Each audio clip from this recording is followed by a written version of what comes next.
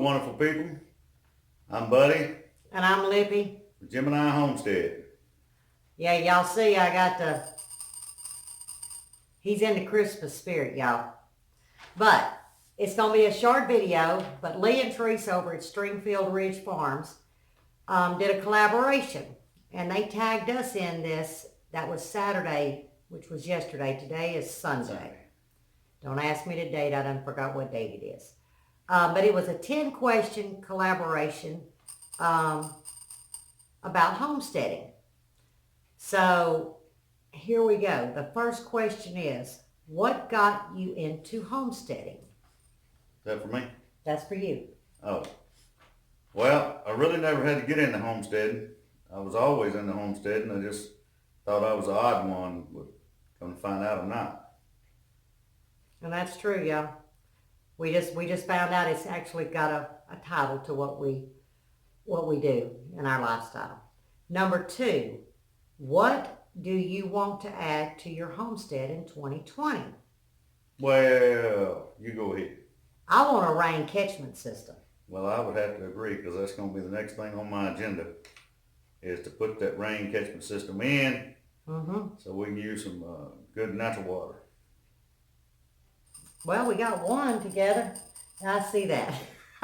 Y'all, we haven't gone through this, so, we're answering off the cuff. The third question, what's the most difficult thing we've learned from homesteading? What would your answer be? I would have to say that you can't do the old way. You have to, you're going to have to change a lot for climate and way the weather is doing today. Kind of old school technologies. Sometimes it works, sometimes it don't. And I guess the most difficult thing to homesteading for me would be every day is different. Don't bank on something being what yesterday was. Every day is a challenge. That's what I have found. Number 4, I'm gonna take them bells out of his out of them horn things. Number 4, what's your favorite chore on the homestead? My favorite chore. I would have to say my favorite chore is my favorite chore is building things, infrastructure, barns, buildings, fences, whatever I got to build. I thought he was gonna say napping or something. I like napping first of all, but I don't get to do that much because the honeydew list keeps growing. I think mine would be putting up the fruits of our labor, being in the kitchen, and that would be putting up the fruits of our labor. Hold on just a minute. I'm gonna keep this real. I can't edit. I'm gonna have to let the cat out. Hold on. That cat is so spoiled. So spoiled. He comes in to eat. Mr. Willie the cat. Yep, he comes in to eat. I don't leave food outside. Let's see, number 5. What's your favorite thing to grow? Oh, I'm going to take them bales out, y'all. My favorite thing to grow is peppers because I like, if it's not hot, I don't like hot peppers. I eat pepper sauce, but I don't want to scald me. But I like peppers cooked any way, fermented, pickled, cooked in anything. It can be just stewed down or skillet fried. It don't matter. I just eat peppers all day long. That's true because I put up just pepper sauce alone 30 to 40 pints, sometimes quarts. And that's just the pepper sauce. That's not the pickling and all of that. So, yeah. And old reindeer, he'll eat them, boy, I'll tell you. Yeah, I'm going to tell y'all with them bells. I would think mine would be herbs. I'm really good at herbs. But I enjoy cooking. So, I love to harvest them. They return. They continue to give you blessings. So, I would have to say herbs, across the board. Number 6. What do you love most about the homestead community? Well, that's pretty easy there. I like the fellowshipping with like-minded people that just seem to be the most happy and wonderful people I've met. I would say the education. Everyone has a different way of gardening. And I've learned that through watching YouTube and getting to know the homesteaders. You know, we all have the same goal, but different ones have different techniques. Some work for others, some don't. I would have to say the education. I have learned some more simpler ways of doing things, and it's worked for me. So that's what I would have to say. Besides, I love them. Mm-hmm. Number 7. Oh, Lord. What's your favorite meal you make? Oh, that's got to be smoked meats. I love smoked meat. He is good at smoking meat if you like smoked meat. But I prefer my meat to be charcoal. She likes it charcoal grilled I'm a or on barbecue gas person, grill. She yeah. don't like no smoke. You I can put don't it in like a smoker, just don't put no smoke with it. Right, you can put it in a smoker, just don't put smoke Put it in the to oven and bake it. Well, now there was one, was it I've done that with apple. cherry? Apple. Apple? Yes. Apple with apple base. I like the apple. Number 8. Favorite holiday? Favorite holiday? Well, it's got to be Christmas.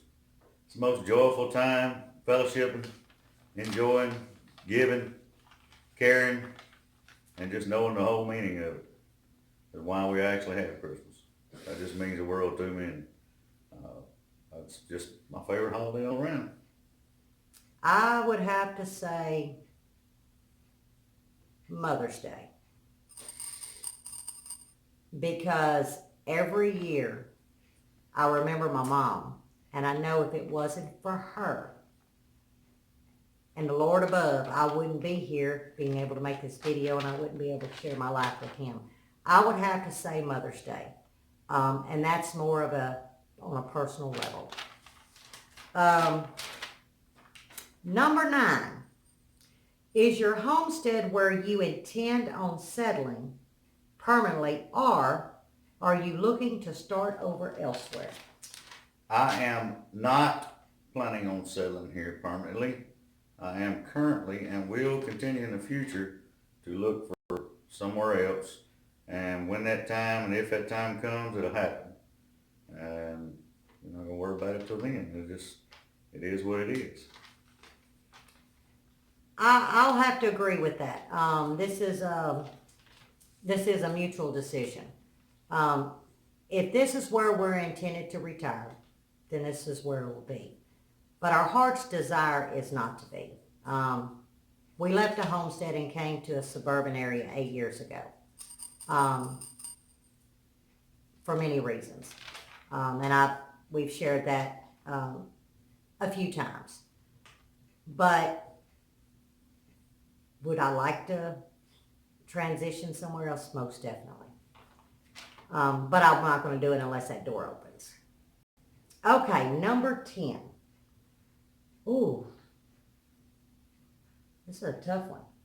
What homestead channel do you follow and enjoy learning from? I'm going to have to say Deep South Homestead.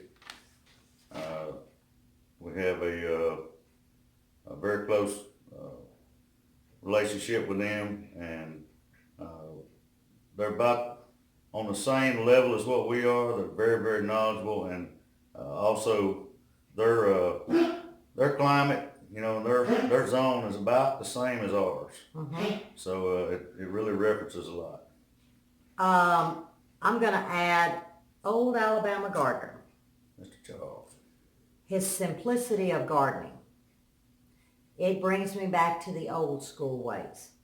What we knew. Right. Who else? I'd say Lee and Teresa. Learned quite a bit watching their foraging videos. Yep. Yep. We just knew the basic of foraging, and watching Yeah, theirs. so we only knew the basics. Kind of got me into some more of it, and watching them and researching, looking out. It's been very interesting. I mean, I would have. A lot. Yeah, I'd have to add. To me, the only thing I did in the woods, we hunted, or we. There you go. That's what you. And I knew where north was because, you know, anybody that North's knows up, the man. land, huh? North's up, man. North's up. There's mildew. You'll always find mildew on the north side. That was my basics. You know, and the berries and stuff. But what Lee and Teresa has really shared got us thinking. And it's making us pay even more attention to our land. I'm going to say live in tradition. Good choice. And what comes to my mind is teamwork. All the time. Now, they put out great videos. They explain very well. But I see past the YouTube video, I see past them, and I see teamwork. They just fit. They go hand in hand. They work well as a team. And I think that, you know, when you have a partner, your spouse, that teamwork is everything. That teamwork will make or break you. Just like in the garden when we're in the spring, we work as a team. Things seem to go smooth, but really, really and truly, I would have to say that they, to me, stand out when it comes to teamwork. Yeah. They I would truly agree. do. They're very That was informational. Very, with stuff too. very much, yeah. Very clear. I don't know, it just popped in my head. I will say, thank you, Lee and Teresa. Yes, thank you a bunch. When I watched your video and then I heard our channel, Gemini Homestead, get called out, I thought, you know, this is one collaboration I would proudly love to do. Now, the questions are not in the description. I actually rewatched to make sure I wrote the questions down word for word. And I wanted us to come off the cuff because we want to be transparent, you know. We agree. Sometimes we always agree, but I see things differently than him. So I appreciate it, and we thank y'all for this. But now we need to call a few channels out on this collaboration. And I honestly want to call out Mac and Patty with Southern Blessed Homestead. That's the first ones that come to my mind. Mac and Patty. Yep. Let me see, who else? There's just so many channels, y'all. I'd like to call out Sarah and Mark at Overlook Valley Homestead. And let me see. One more. I know, and I got so many going in my head. I want to call out Anna, and I want to call out Mimsy's Garden. Anna and Po Boy. Yes. Because I think they started their journey 7 years ago when they built their home or something. I may be off. And I found out I didn't miss his deal. They didn't have one today. Yeah, I didn't see it. And the reason why I think, would you agree, the 3 channels that we called out, it's variance. You know, it's like, you know, we're melting pots. Different zones. Different zones. Well, not Mimsy and Southern Blessed, but they're it's kind of somewhat. separated somewhat. Yeah, somewhat. Not totally. But I'm also looking at the lifestyles and just different variations, ways. I think this is going to be interesting. I really do. I love this collaboration. There may have been more out there and we didn't know. But yeah, we're very honored to have been asked to participate in this. So there's our 3. There they are. Southern Blessed Homestead, Mimsy's Garden. Mimsy's Garden, and Overlook Valley. So please Waiting join on us. y'all's videos. Maybe you'll get some reindeer hats. Lord only knows. But until next time. Hey, plan on seeing you again before I have to pull the sleigh. Oh my Lord, y'all.